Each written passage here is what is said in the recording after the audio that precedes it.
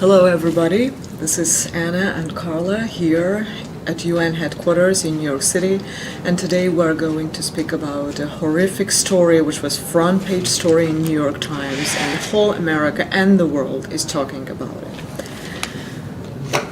Freddie Gray was murdered while he was in police custody, because that's exactly what it is, and I wanted to read a little excerpt from here in New York Times. A black man, 25-year-old, and he was completely healthy, never had any issues, and suddenly he is gone all too soon. Mr. Gray's death on April 19, a week after sustaining a spinal cord injury while in police custody, has opened a deep wound in this majority black city of Baltimore, where Ms. Rawlings Blake and Mr. Batts, both of whom are black officials of the city, have struggled to reform a police department that has a history of aggressive, sometimes brutal treatment of black men. Mr. Gray was chased and restrained by police on bicycles at the Gilmore homes on the morning of April 12th. They say his only fault was because he made an eye contact with a police officer and started running.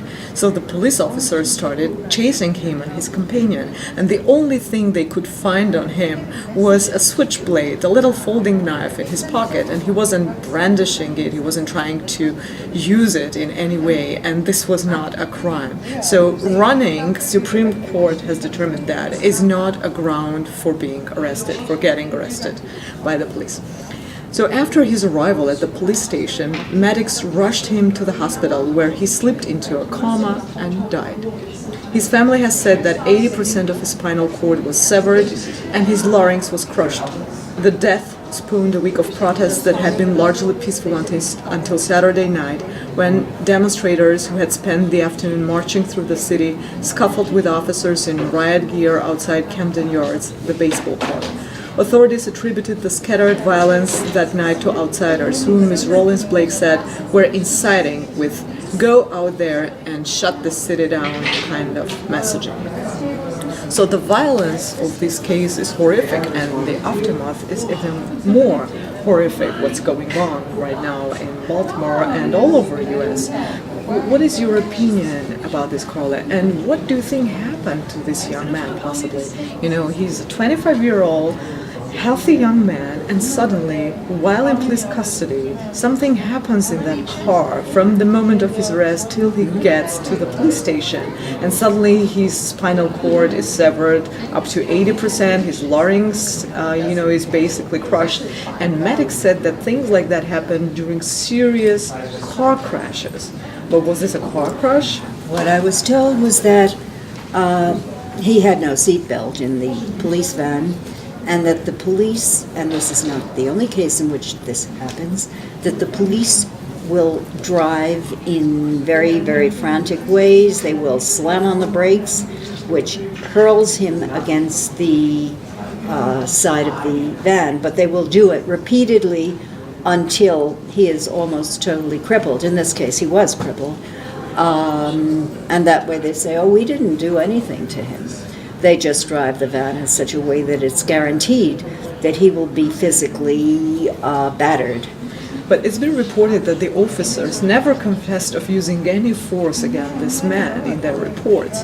So the only records that we have is that the van stopped twice. Why it stopped and what happened during these times is still to be, found out. But we don't know what happened exactly during those times, stopping of the van. So what do you think is going on? This deep wound that New York Times mentions. Don't you think it's strange that a young man healthy enough to ride a bicycle is dragged into a police van? As I understood, he was in fact screaming in pain when he was dragged into the police van. Some people claim his leg was already broken by the police at the moment of the arrest, but there was nothing going on with his, spinal cord. Yeah. So whatever happened in the van. Well, they can deny what they want to.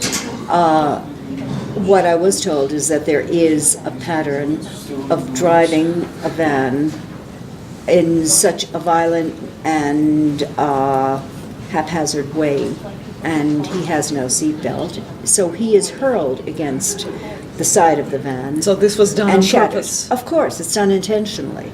the police can then claim they have nothing to do with it. But we don't know. A man who's perfectly healthy and riding a bicycle emerges from a police van with 80% of his spine crushed and dies in a coma. That's really atrocious. It's terrifying. And the fact that there are white policemen, now it's quite an epidemic, attacking unarmed How important black is this men. racial issue, especially with police force and innocent black men as victims in America? This today? is a very very peculiar situation, because very often the police, even the white police, do not come from a very well-to-do or educated background. Some of them, the officers, may have college degrees, some may even have PhDs, but the majority come from what one would say is not a very, very privileged background. And then they are attacking very, very destitute black people, many of whom, in the poorest neighborhoods, many of whom have no opportunities, no possibilities of leading what one would call a dignified life. They may want to, but So the this opportunities is the don't 21st exist. century of America. Yes, we're and talking what about. you have is what has been described as horizontal violence.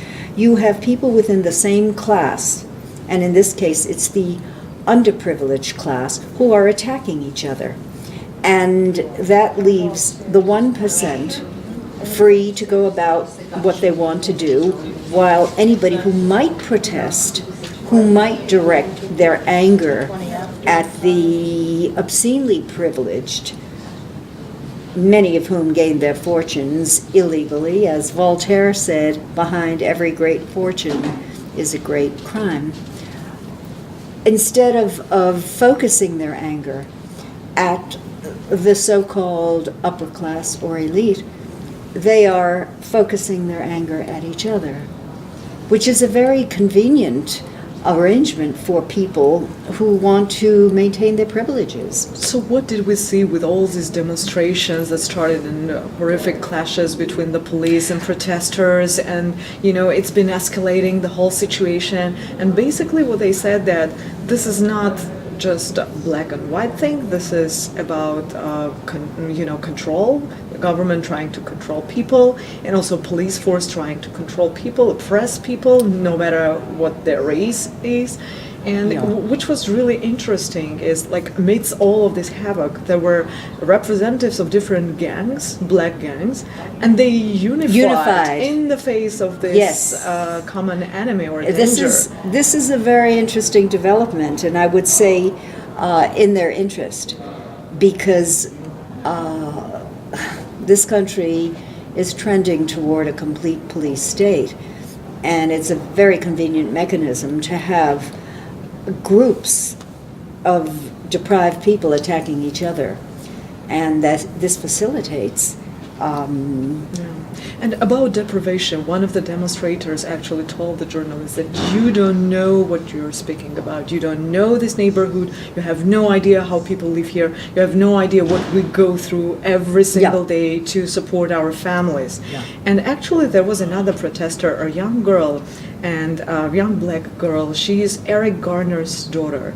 Eric Garner, another black man who was killed by police. While they were arresting him, they used a chokehold, which was prohibited. So he died. And she was there, and she said, like, we are one in this tragedy because my family had to go through the same thing. And actually she said that I could understand that this young man, Freddie Gray, he was 25, and he was raised in this neighborhood. Probably he felt that he had no opportunities in life, and the walls were closing in on him, and he couldn't feel that there would be a bright future for him ever if he continued living where he lived. So when he saw the police, he had little clashes with police before. He just started running just to avoid trouble, because trouble was his life. Yes. Right? So do you think people who are born in these kinds of neighborhoods, they stand a chance not to become criminals or to become law-abiding citizens or successful people in life, even if they have the potential. Do these conditions allow for that to be fulfilled? Or they are doomed from the beginning because of that? I would say it's more likely they are doomed from the beginning. And the whole concept of a land of opportunity, freedom, the right to pursue happiness is more a fantasy than a reality.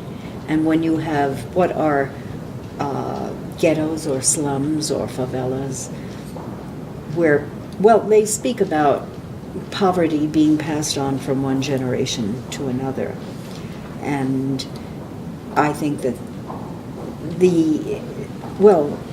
it was presidential hopeful John Edwards who spoke about the two Americas.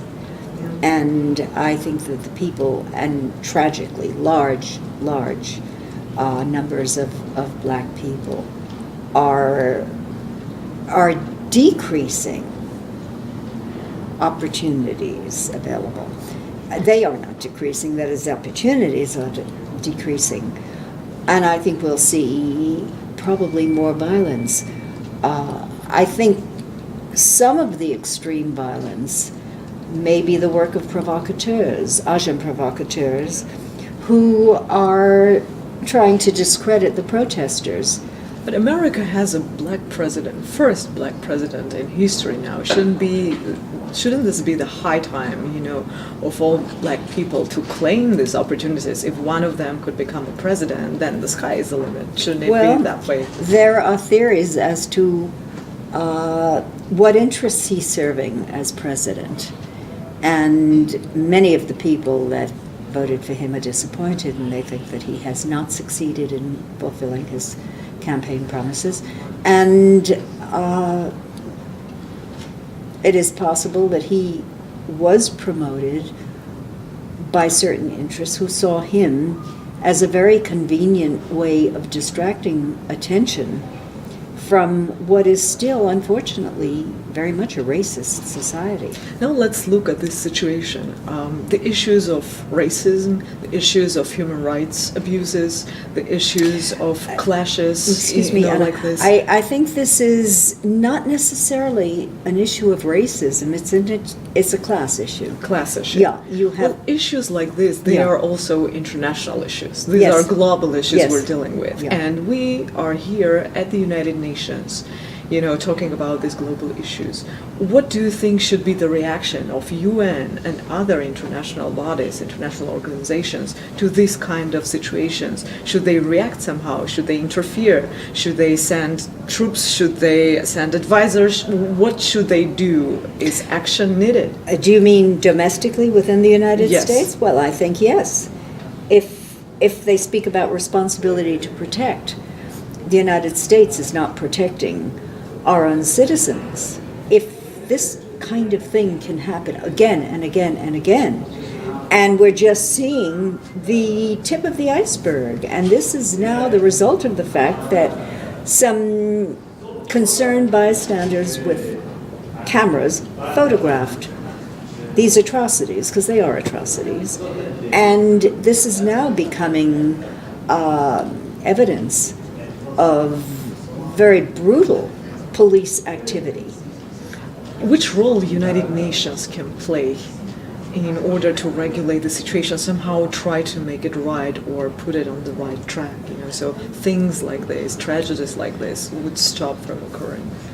Well, the United States is on the Security Council.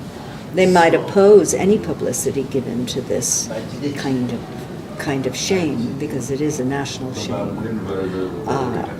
The United Nations has human rights reports. They have a human rights council.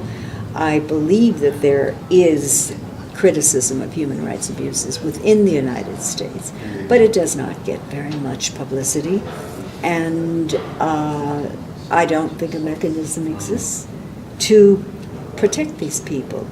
The responsibility to protect is being used as a means to impose the will of certain countries, in particular in the case of Iraq and in the case of Libya, the U.S. and NATO